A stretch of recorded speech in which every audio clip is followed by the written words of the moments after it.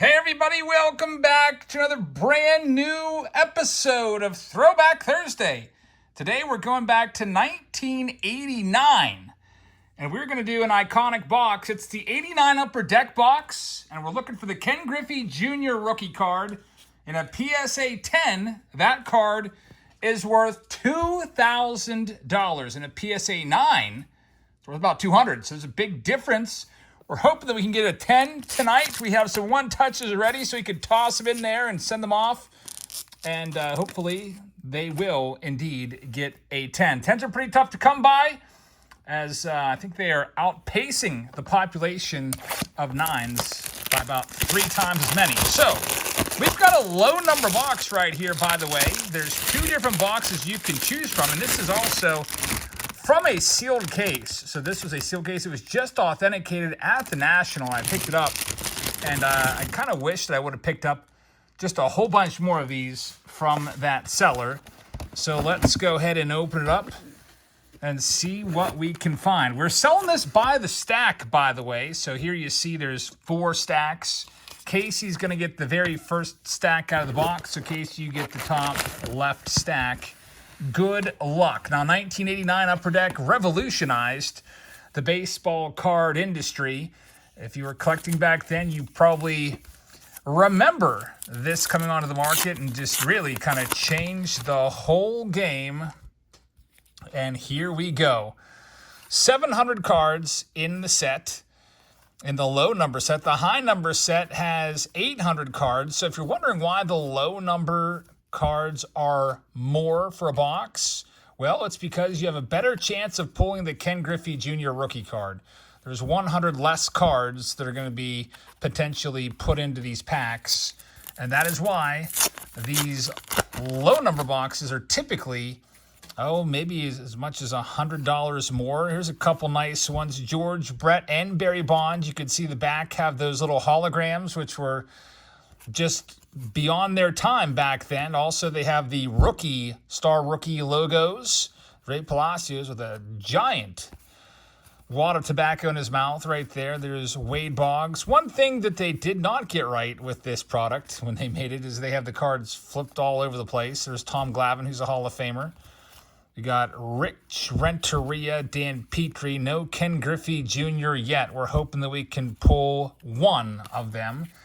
Now, I was just talking to some other collectors in our live chats. By the way, we have a live auction tonight if you'd like to stop on by and watch. And there's a Randy Johnson rookie card. So, Casey, you get one of the top rookies. We haven't even spoken about the rookie cards yet, but Randy Johnson, one of the big ones. And there is kind of a stripe down his face. You can see from the pack being closed up, he did get a little indentation there. Unfortunately, that will happen from time to time. But you got Randy Johnson, Ken Griffey Jr., obviously. There's Gary Sheffield in here. John Smoltz. It's a potential rookie card that you can find. Craig Biggio. The Gary Sheffield could also be an error card. Could have the shortstop inverted. Little shortstop logo could be inverted. And, of course, the error that everyone's aware of, at least many people are probably aware of that collected during this time, is the reverse negative of Dale Murphy. Now, I sure hope that if we do get the Griffey, it's not going to be on the top of a pack, because it looks like the Joe Orsulak there also took a roller stripe down the face. So, I don't know. Somebody had the pressure turned way up on the sealing machine. There's Ozzie Smith, Hall of Famer Ozzie Smith. And another great thing about these cards was they had pictures on the back. They gave you holograms. This just really had people excited about collecting cards. 89 was an interesting year, because you had your low-end stuff like Topps. You had some even lower-end stuff than that, like Topps Big and Topps Mini, or I think it was called Leaders or Mini Leaders or something like that. Those were like a quarter a pack. You had even lower than that. You had the sticker packs. And then I would say the big sets people were after was 89 Fleer. You know what? I don't think that I ever even found 89 Fleer when I was a kid. I don't remember opening any packs. I did have some in my collection, but I feel like they were ultra rare because they would just sell out right away, because everybody wanted the Billy Ripken F-Face error card that was inserted in there and was later corrected, of course. Just had people flocking to 89 Fleer. Then there's 89 Upper Deck, and I, of course, was not able to buy a pack of 89 Upper Deck. I think back in the day, these were, what were these, folks? Like $1.29 a pack or something like that. So more than double what it costs for a Topps or Donruss pack or Fleer pack. And the Randy Johnson again. So, hey, Casey, it's all good. Your first Randy Johnson was kind of marred by that roller stripe, but it's all made good with a second Randy Johnson rookie card. The big unit in his Montreal Expos uniform. Just imagine if the Expos would have just had a little more patience with Randy Johnson. There's a weird little printer blurb on that Rod Booker. But when Randy was with Montreal, he had the stuff. He had a blazing fastball, had that good slider, but he didn't know where it was going. He couldn't throw the ball over the plate. So they're like, we can't have this guy walking 6, 7, 8, 9 guys a night. There's Tim Raines' Hall of Famer. So they decided to ship him off to Seattle, and then Randy would just go on to become the big unit, as you know him. Big strikeout machine, number 2 all time in strikeouts. And if the Expos had kept him, can you imagine Randy Johnson teamed up with Pedro Martinez? That 94 Expos team, man, that would have been one of the best teams of all time, potentially. It was already the best team in the league in 94 when the strike hit. Got Deion James right there. So far, no Griffey yet. There's Dwight Evans, great player. Still need to find a 73 Topps rookie card to complete my 73 set. Need to get on that. And Casey, here's your last pack. No Griffey yet. Still on the Griffey hunt. The one touches are ready to go. What are the odds of finding a Griffey in here? Well, there's 700 cards in the set. Okay, let's try to figure this out. Is there 15 cards per pack, 36 packs? So that's roughly, is that 720 cards or something like that? So even so with the doubles, I bet you it's probably like 60% chance of finding the Ken Griffey Jr. There's sometimes you'll open a high-end box. There's a nice Bo Jackson, by the way, with looks like George Brett there, maybe. Very nice cards indeed. So Casey, you're in the books. You got a couple Randy Johnson rookie cards. You did not find the Gary Sheffield or any others.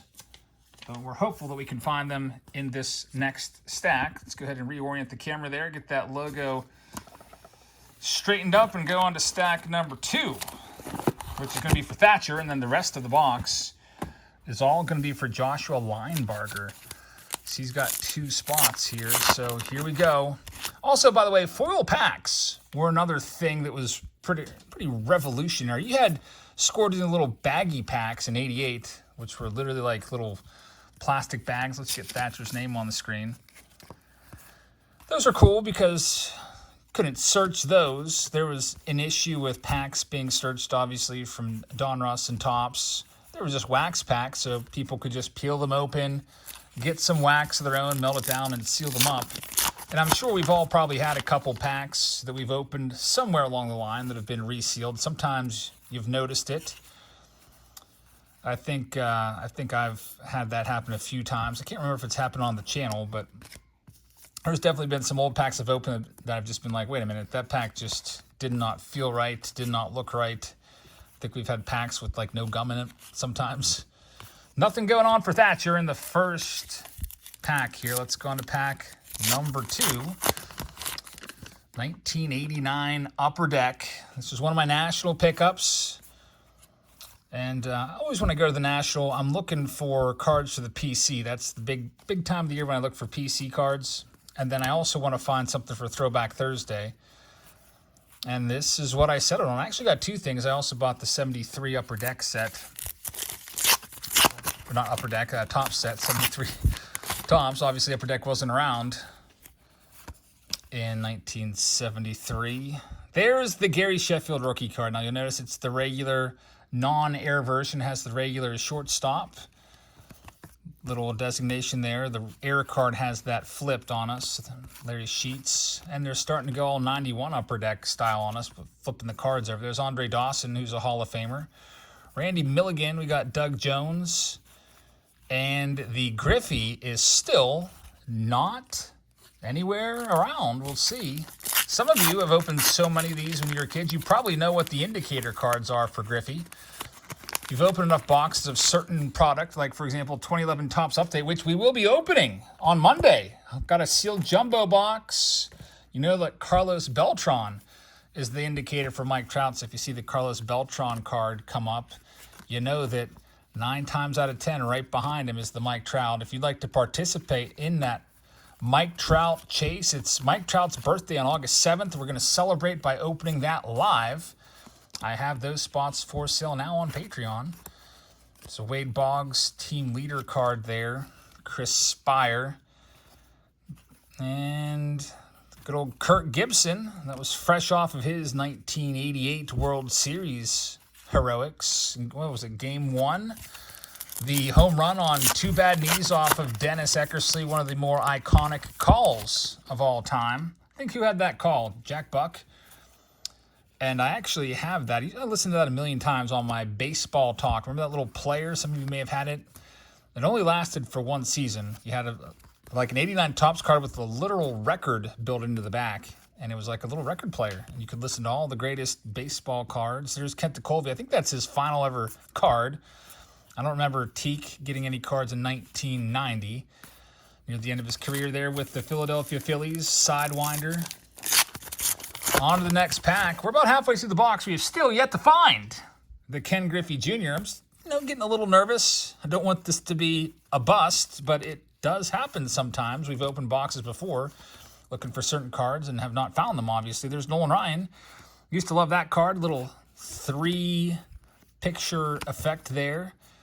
There's Will Clark. Will the Thrill. He was a big star back in this time period, 1989.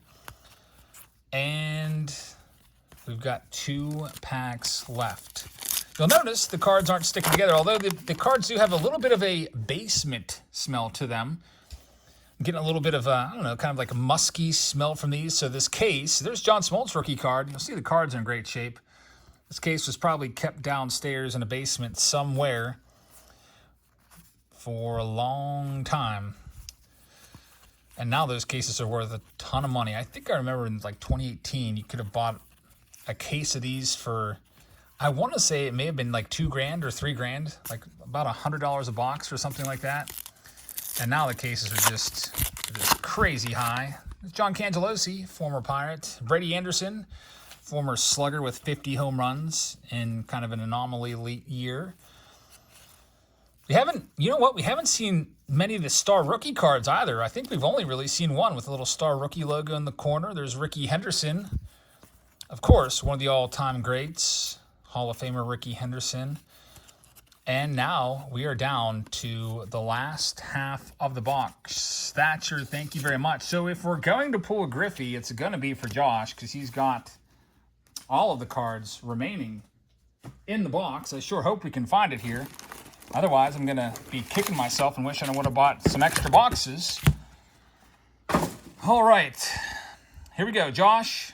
I don't think we've seen, I guess we have seen a couple doubles so far because we have seen the Randy Johnson rookie card. Would love to pull 2 Griffies, but right now, the way things are going, I would be happy with just 1. There's Cal Ripken. Used to love that card as a kid. I used to actually have a PC collection of Cal Ripken.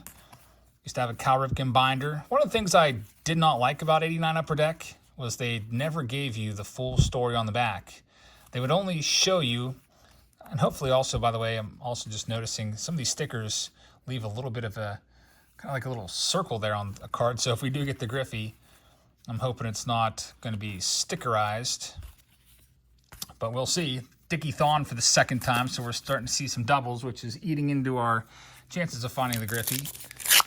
On to the next one. But yeah, I used to hate how they'd only show you 5 years of their resume there, kind of like how Don Russ used to do it. That's the one good thing about Topps. They would never let me down. I could always look at the back of their card, and it would be like going to a baseball reference page back in the late 80s. Baseball Reference, a great website that has all the information you could ever want on any player. That's what the back of the baseball card was to me back then. There's Greg Maddux in his Cubs uniform. He would go on to win a Cy Young with the Cubs in 1992 and then depart for Atlanta. And his career would really take off from there as he would become one of the all-time best pitchers, even in the just high offense steroid era. nobody could hit Greg Maddux. He would still put up earned run averages around 2 or less. And he wouldn't walk anybody either. The guy had absolutely pinpoint control. There's Jose Canseco, all the rage back during this time, 40-40 guy. First one to do it, 40 home runs and 40 stolen bases. We'll see if Ronald Acuna Jr. can get there. He's already past 40 stolen bases. He had that in the bag. And I sure hope he can get to 40 home runs. Ronald Acuna Jr. is so good that one day he could be a 50-50 guy. There's Mark Lemke. Of course, it's got to be within the next couple of years because as you get older, you really start to slow down. Like, for example, Mike Trout used to be able to steal a bunch of bags. You look at his stats nowadays, I think he might have 1 stolen base all year. Maybe 0 last year. He just doesn't run anymore, which is fine. He's not going to get injured. There's Hall of Famer Fred McGriff. But if you have on your fantasy team, you obviously take those steals. There's Jose Canseco, once again, all-star card. Harold Reynolds. Maybe that's a sign. Harold Reynolds, Griffey's teammate. Maybe he's kind of introducing us to the Griffey pack here. We'll see what we've got coming up. Greg Swindell is the first card there. There's Mark Salas, who, for whatever reason, my brother and I hated. I don't know why. Never saw him play. We did not like him. And we used to have a little nickname for him. We called him Mark Salalaz. Just would totally butcher his name on purpose. Robin Yount. So anytime we made a joke about somebody sucking at baseball, we'd be like, oh, you hit like Mark Salalaz. And then people were probably just like, who the heck is even that? Still Murphy. Robin Yount, you see there on the front of that stack, he is a Hall of Famer.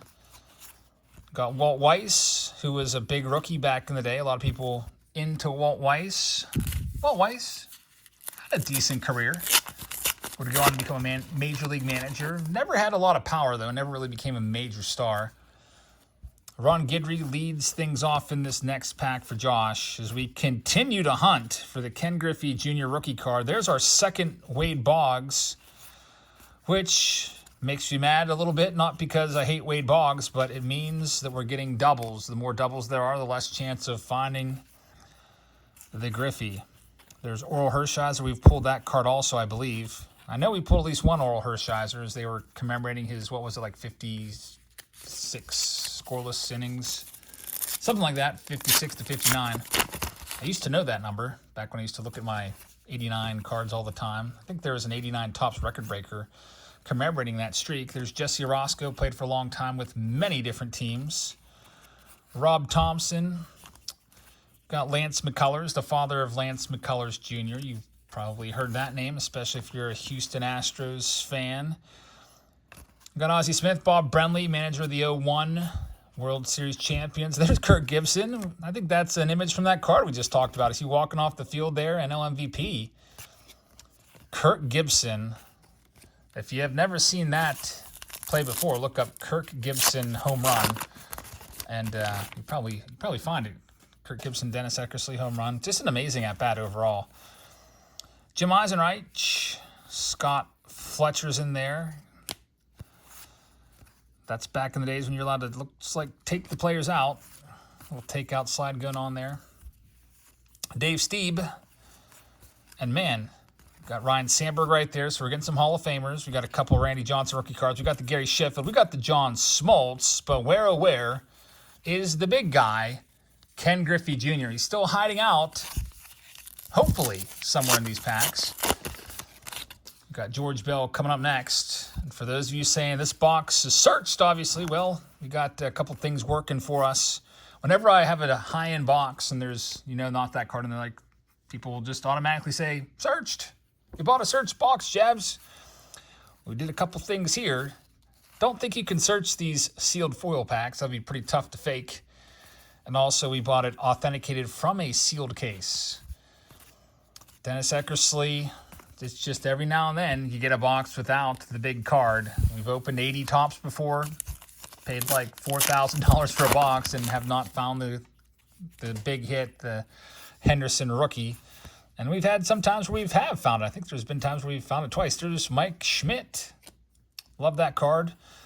I think that might be his last upper deck card. Some companies did not feature him in 1990 products, most notably Topps. I think he retired in like May of 89 or something like that. So some companies just left him off, and we're starting to see some more repeats. There's Cal Ripken once again with Oral Hershiser. Come on, don't take away our Griffey here. We only have about 8 packs left or so. All right, Josh, come on. Let's see if we can do it. On this Throwback Thursday, would be nothing better than to end this video with a Ken Griffey Jr. rookie card. There's a Chris Carpenter star rookie. And we've got John Franco right there. So they flip every other card upside down. And we have a Hall of Fame rookie card, Craig Biggio. So a little sticker action going on in the back. Biggio actually came up as a catcher, moved around a lot in his career, would move to second base and also some outfield. But that's a nice one. Also another Hall of Famer, Burt Blyleven. So I think we've hit all the good rookie cards, haven't we? Smoltz, Sheffield, Biggio, Randy Johnson ×2. We're just missing the Griffey. I don't think we've seen the Sandy Alomar yet either. That was a big card back in the day, but it's no longer worth that much. And we see some more repeats with Brady Anderson once again. There's Canseco, his base card. Jose Canseco, all the rage back then. Chris Sabo for the second time as well. And there's Greg Maddux for the second time, folks. We are down to just 6 packs left. I know you all came here to see the Griffey. We still have a little bit of hope. If we don't pull them, I may just contact that seller and be like, hey, can you sell me another from a sealed case box? Got Goose Gossage, who's a Hall of Famer, and maybe we can run this again. Maybe around Griffey's birthday. When was Griffey's birthday? Wasn't he born like December? I feel like he was born right around, I don't know if he was born around Christmas. I know Ricky Henderson was born on Christmas. There's Eddie Murray. It'd be nice if we could pull his card and turn it over and look at his birthday on the back. Maybe actually, you know what? Griffey was born in November. November 21st or 23rd. I think it's one of those days, if I'm not mistaken. But we'll see. Hopefully we can find it, and then we can verify that information. There's Melito Perez. Ricky Henderson for the second time. Eric Davis. Kevin Mitchell. Oh, boy. I'm starting to lose hope, folks. Another freaking Earl Hershiser like 3 times. There is Roberto Alomar, who's a Hall of Famer. Frank DiPino, second time seeing that card as well. And now it's just 4 packs left. There has been Throwback Thursdays that we've had where the big card has come out of the very last pack. We'll see if we're going to have some last pack magic or end of box magic here for Josh. Freaking Wade Boggs for the 3rd time. No wonder we're not getting Griffey. Wade's taking up all the space in these packs. There's another Kirk Gibson. And Eric Schau and Willie Wilson down to just 3.